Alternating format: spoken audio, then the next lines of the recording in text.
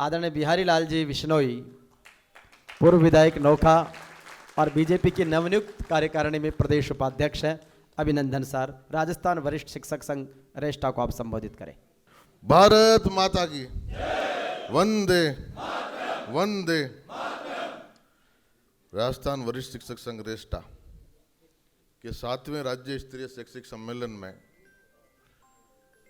आप सब शिक्षक जनों का जोरदार अभिनंदन, जोरदार स्वागत, जोरदार तालियां अपने लिए बजाइए।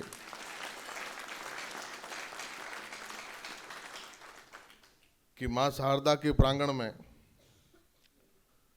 अभी मां शारदा को आपने, हमने, सबने नमन किया। और जब भाई देवी को नमन करते हैं तो देवी से पहले तो भैरू जी को याद करना पड़ता है कि नहीं पड़ता है? तो गढ़वाल जी से पहले भैरू जी बोल ही रहे थे। तो जोरदार तालियां आपके संस्थापक भैरू राम जी के लिए। जी की जय। मंच पर हमारे नौजवान साथी खंडेला से हमारे आदरणीय विधायक भाई सुभाष मील जी विराजे हुए। जोरदार तालियां, अभिनंदन भाई सुभाष जी के लिए। सरकार के आदरणीय मंत्री जी के ओएसडी आदरणीय गुप्ता जी विराजे, उनका भी जोरदार तालियों से अभिनंदन। और संस्थापक भैरू जी के बाद में गढ़वाल जी साहब के संगठन को निरंतर दिन रात गढ़ रहे हैं, ऐसे गढ़वाल जी के लिए भी जोरदार तालियां, अभिनंदन। मनोज नालिया जी, सुरेश बिश्नोई जी, मोहनलाल गोदारा जी, मनोज दाबाई जी, नेहा गुप्ता जी, मनीष कालेर जी, धनाराम मील जी, रामनिवास शर्मा जी, उर्मिला नेहरा जी, ये जो आपकी टीम है रेष्टा की प्रदेश की टीम को भी बहुत बहुत साधुवाद, बहुत बहुत धन्यवाद कि लगातार आपका 10 वर्षों में 15 से 25 तक की यात्रा में कोरोना काल का समय छोड़ दे तो 7वां अधिवेशन है। और 7वें अधिवेशन में प्रदेश भर से हमारे वरिष्ठ साथी आए हैं, वरिष्ठ अध्यापक यहाँ आए। आप सबका इस्तकबाल करते हैं, आप सबका अभिनंदन करते हैं। और आपने इस मौके पर हम सब छोटे से कार्यकर्ताओं को याद किया, उसके लिए आपके पूरे संगठन का हम धन्यवाद करते हैं। अभी आपके अध्यक्ष जी को बोलता है, हमने सुना 7-8 बातों का जिक्र उन्होंने किया, गुप्ता जी और भाई सुभाष जी। इनकी 7-8 बातों में तार्किकता है।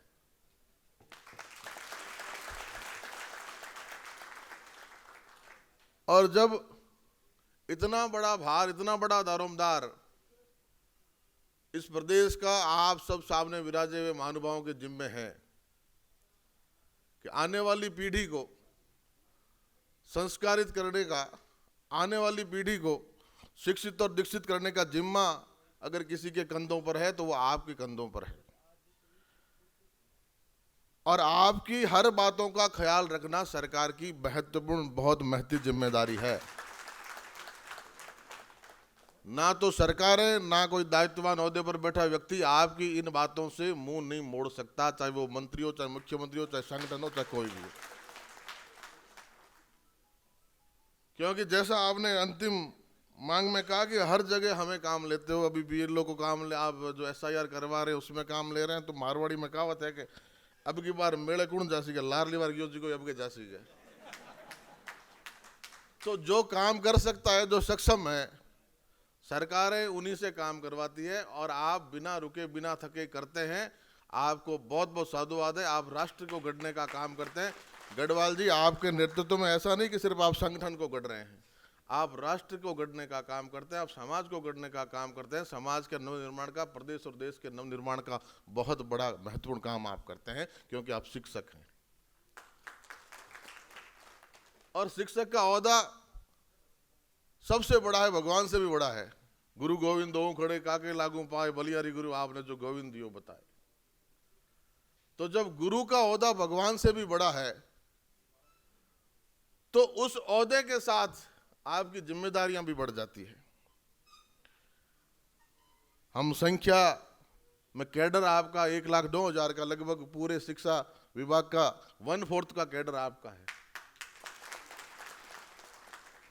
और उसमें भी 38,000 पद आपके खाली हैं। निश्चित तौर पर 3 सत्र की नियमित डीपीसी अभी बाकी पड़ी है। गुप्ता जी, आदरणीय मंत्री जी से हम और सुभाष जी भी बात करेंगे, आप तो साथ रहते हैं, निश्चित तौर पे बात करेंगे कि सरकार में जो बड़े ओहदेदार बैठे हैं, जो नीति नियंता बैठे हैं, जो बड़े अधिकारी जिनको हम आईसीएस सेवा के अधिकारी कहते हैं, उनकी डीपीसी एक दिन भी लेट हो जाए तो पेट में दर्द होने लग जाता है।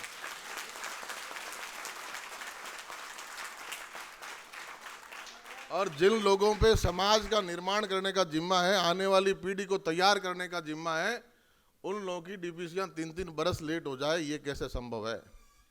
इस व्यवस्था को सुधारने की बहुत बड़ी जरूरत है, बहुत बड़ी जिम्मेदारी है। और ये भी कितनी बड़ी विसंगति है, इसको भी सुधारने के लिए सरकार तक, माननीय मुख्यमंत्री जी तक, शिक्षा मंत्री जी तक हम आपकी बात रखेंगे, पुरजोर शब्दों में रखेंगे कि आपके अंतर मंडल के ट्रांसफरों में आपकी सारी वरिष्ठता का विलोपन कर दिया जाता है। ये बहुत क्या महसूस होगा जिसको 10 बरस 15 बरस की सेवा करके वो अपने मंडल में जाए तो वापस एक से शुरू करे। तो ये विसंगति सिर्फ हमारे बीच में ये दूर होनी चाहिए, निश्चित तौर पे दूर होनी चाहिए। अब 5वीं बात आपने लिखी कि डीईओ प्रिंसिपल पदों पर 50% सीधी भर्ती करनी चाहिए। अब ये 5वीं आपकी पहली 5वीं तो आपस में क्लैश कर रही है भाई।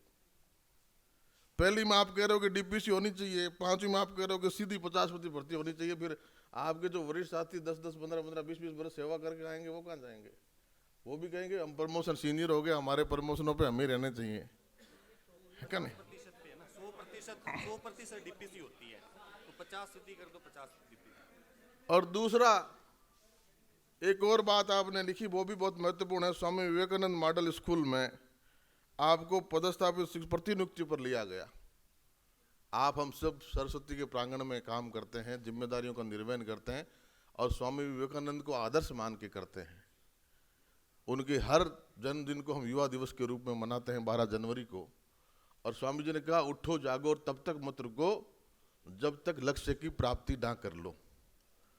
अब आप शिक्षकों को इसमें प्रतिनिधित्व लगा दिया, आप उठ गए, जाग गए, अब चलने को जगह नहीं है, जाएगा वापस वहीं कैद करके रख दिया, तो आपको यहाँ से निकालना चाहिए। जब आप जाग गए, उठ गए, तो जागा हुआ उठा हुआ शिक्षक दूसरी जगह जाएगा तो और जगाएगा, और इसलिए आपका इनका भी निश्चित तौर पे इस प्रक्रिया में बदलाव करना चाहिए। पारदर्शी और स्थायी स्थानांतरण नीति, वो तो माननीय मंत्री जी के तो बिल्कुल ट्रांसपेरेंसी है, कहीं कोई दिक्कत ही नहीं। और प्रिंसिपल के ट्रांसफर हुए बाकी हैं। तो इस बार सत्र आपका नया सत्र भी 1 अप्रैल से शुरू हो रहा है और अभी परीक्षाओं का समय आ गया और बीच में SIR आ गई।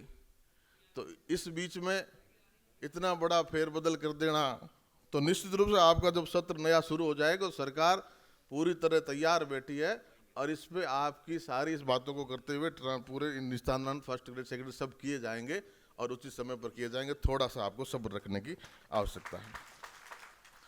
अब गैर शैक्षणिक काम था, इस बार SIR में हमने सभी SDM को कहा भाई BLO लगाया है, इतना हेक्टिक शेड्यूल है, कम समय में इतना बड़ा काम, महत्वपूर्ण देश का काम करना है, तो साथ में हमारे शिक्षकों के साथ में सहायक भी लगाइए, 1 लगाइए, 2 लगाइए, प्रगणक भी लगाइए, कंप्यूटर में फीडिंग करने वाला अलग से लगाइए। सारी व्यवस्थाओं का सरकार अंदाजा तो रखती है, मदद करती है, और आप और सरकार कोई अलग नहीं है, आप उसी के हिस्सा हैं। सरकार आप ही बनाने वाले हैं, आप ही बिगाड़ने वाले हैं। अभी आप कह रहे थे हम 5 वर्ष में बदल देते, तो ये परंपरा भी ठीक नहीं है। अब कोई सुधारने का बीड़ा उठाए रहा तो 5 वर्ष में बदल दो, तो इस परंपरा को भी बदलने की जरूरत है। आज ज्यादा बातें आपके बीच में नहीं कर पाएंगे, समक्ष निश्चित तौर पर रखेंगे, इसमें कोई दो राय नहीं। लेकिन आदरणीय बंधुओं, हमारे लोकप्रिय राष्ट्रपति डॉक्टर APJ अब्दुल कलाम,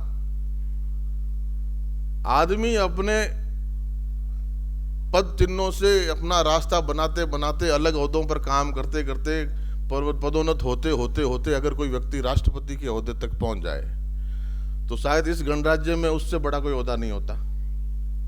लेकिन डॉक्टर कलाम से ये पूछा गया कि डॉक्टर कलाम, आपके इस राष्ट्रपति भवन के कार्यकाल के बाद में, संवैधानिक पद पर आपके कार्यकाल पूरा होने के बाद में क्या इच्छा बाकी रह जाती है? तो डॉक्टर कलाम ने कहा कि राष्ट्रपति भवन से विदा होने के बाद मैं शिक्षक के रूप में काम करूंगा, शिक्षा पढ़ाने का काम करूंगा।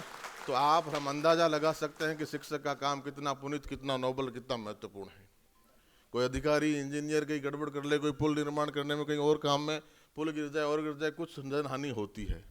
लेकिन आप अपनी कलम से जो गढ़ते हैं, संस्कार गढ़ते हैं, आप शिक्षित करते हैं, दीक्षित करते हैं, आने वाली पीढ़ी को संवारते, सजाते हैं, उनको मजबूत करते हैं, उसमें कहीं गड़बड़ हो जाए तो भविष्य खराब हो जाता है प्रदेश और देश का, आने वाली पीढ़ी खराब हो जाती है। इसलिए आपका बहुत महत्वपूर्ण दायित्व है। अगर शिक्षा मंत्री जी ने कह दिया कि 40% रिजल्ट रखना है, मान लिए संसाधनों में कमी है, लेकिन हमें तो पूरे प्राणपण से जुटना है। आप 20% तो विद्यालय में 20 में से 20 देते हो, पीछे बचे 80, और 80 में 20 दोगे तो हो गए 40। अब 80 में से भी 40 कह रहे हैं, तो मैं तो कहता हूँ 60 कहना चाहिए यार, 40 ही कह रहे हैं। तो 40 अपने तो रखना है कि भाई हम तो टॉप करेंगे, सारा हमारा विद्यालय तो फर्स्ट डिवीजन से जाएगा, 40 तो बहुत नीचे रहता है। हम तो कम संसाधनों में भी वो लक्ष्य हासिल करना है, क्योंकि हम तो वो लोग हैं, हम उन लोगों की तरह नहीं है जो कहते हैं कि हमारी चाहे जो मजबूरी और हमारी मांगे पूरी हो, वो तो हमारे संस्कार नहीं है। हम तो कहते हैं कि देश के लिए करेंगे काम और काम का लेंगे पूरा दाम। तो जब हम उस संस्कार के कार्यकर्ता हैं, तो निश्चित तौर पर शिक्षा मंत्री ने जो आपसे अपेक्षा की है उससे बढ़कर रिजल्ट आप देने का काम करेंगे, इसमें कोई दौरा नहीं। आपके हौसले जज्बे के भरोसे में कह सकता हूं दावे के साथ। आदरणीय बंधुओं, आप जिस परिवेश में, हम जिस परिवेश में काम करते हैं, आज देश के यशस्वी प्रधानमंत्री कहते हैं कि 2047 में विकसित भारत का सपना देखते हैं, तो वो सपना देखने का धरातल आधार आप लोग ही हैं।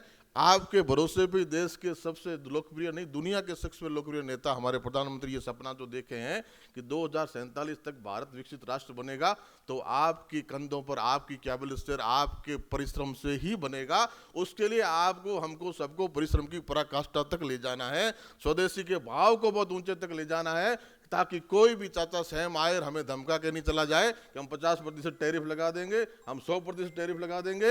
ये ताकत, ये समाज में ये जागरूकता आपको, हमको फैलानी है कि कितना भी टैरिफ लगा दो, हम अपने लोगों पे कुठाराघात सहन नहीं करेंगे। भारत वो भारत नहीं रहा, ये मोदी के नेतृत्व वाला भारत है, मजबूत भारत है, ये सबका मुकाबला करना जानता है। इसलिए स्वदेशी के भाव के साथ हर चीज स्वदेशी हो, सुबह से लेकर शाम तक हमारे जीवन में स्वदेशी का संकल्प हो, कुटुंब प्रबोधन का संकल्प हो, आभासी दुनिया से हमारे नौजवानों को हम निकालें, इस धरातल की दुनिया पे अपने नौजवानों को लाए। आप और सिर्फ में इसमें कई बहुत सीनियर लोग बैठे हैं, उनको उम्र का अनुभव है। आप में से ये मातृशक्ति बैठी है, ये सृजन की ताकत इनको है। मातृशक्ति जब आप घर से निकलती है, शिक्षा के मंदिर में आती है, तो अपनी बेटे बेटियों को दादी माँ की गोदी में छोड़ के आती है, और वो दादी माँ जिन्हें हमने भुला दिया है, दादा दादी, उनके अनुभव को हमने भुला दिया है। आज हम आभासी दुनिया में, रील की दुनिया में इतने खो गए कि वर्चुअल दुनिया के सामने हम रियल लाइफ को भूल गए, वास्तविक दुनिया को भूल गए। हमने उस वास्तविक अनुभव को ढूंढने की बात ही छोड़ दी जो दादी की झुर्रियों में है, दादा की झुर्रियों में है, उनके अनुभव में है। उन झुर्रियों को अनफोल्ड करने का काम हमने बंद कर दिया। इस जब से आभासी दुनिया में हम आए हैं, उनकी झुर्रियों को अनफोल्ड करके देखिएगा, वो आपको इतने संस्कार देंगे, इतना आशीर्वाद देंगे, इतना आपको अनुभव देंगे, क्योंकि उन्होंने अनुभव सीखा है दुनिया में, उन्होंने इतने वर्षों में। तो उस संस्कार में हमें अपनी पीढ़ी को संस्कारित करना है, अपने आप को पल्लवित पोषित करना है, परिवार को, ये कुटुंब प्रबोधन की बातों को भी हमने जिक्र करना है। समाज के बीच में समरसता के भाव का भी नेतृत्व अगर सबसे ज्यादा कोई कर सकता है तो हमारा शिक्षक साथी कर सकता है। इन सब बातों को अपने जीवन में ढालते हुए आने वाली पीढ़ी को संस्कारित करने का काम भी आप और हम सब करेंगे। इसी शुभकामना के साथ आपको बहुत बहुत साधुवाद, आपके सफल आयोजन के लिए आपकी पूरी टीम को बहुत बहुत धन्यवाद। भारत माता की, भारत माता की, धन्यवाद।